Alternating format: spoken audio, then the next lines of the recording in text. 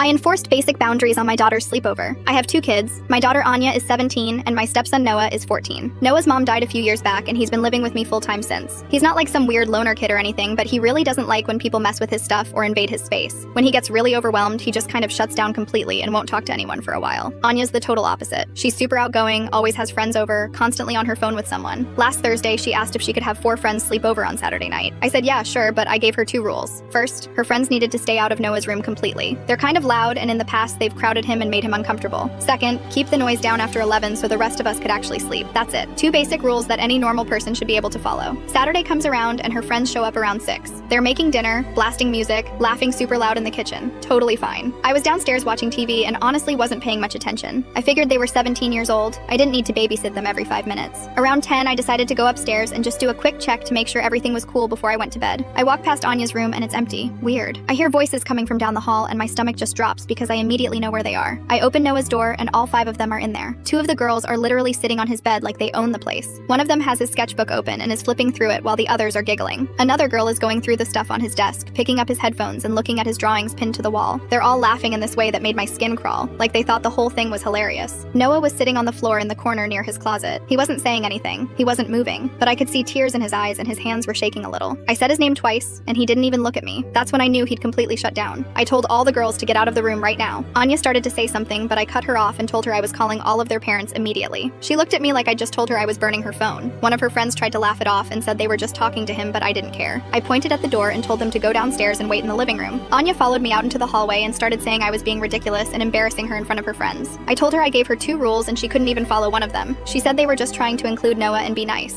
I asked her if he looked included to her. She didn't have an answer for that. I went back into Noah's room and sat on the floor next to him. I didn't try to make him talk or anything. I just told him I was sorry and that they were leaving. After about 15 minutes, he finally said he wanted to be alone for a while. I told him that was fine and left him there with his door closed. I went downstairs and called every single parent. I explained what happened and said they needed to come pick up their kids. Anya stood there the whole time with her arms crossed, staring at me like I was the worst person alive. Her friends were all sitting on the couch looking at their phones and whispering to each other. Within 40 minutes, all of them were gone. The second the last one left, Anya absolutely lost it. She started yelling about how I humiliated her and ruined her night and how her friends were never going to talk to her again. I told her to go to her room and that we'd talk about it in the morning when she calmed down. She slammed her door so hard a picture frame fell off the wall in the hallway. I checked on Noah again around 11. He was in bed with his headphones on, staring at the ceiling. I asked if he was okay and he just shrugged. I told him I loved him and left him alone. The next morning, Anya still wouldn't talk to me. She came downstairs, grabbed a granola bar, and went back to her room without saying a word. I tried knocking on her door around noon to talk, but she told me to go away. Noah spent most of the day in his room too, but he came down for dinner and seemed a little better. He didn't bring up what happened, and neither did I. It's been 3 days now and Anya's still giving me the silent treatment.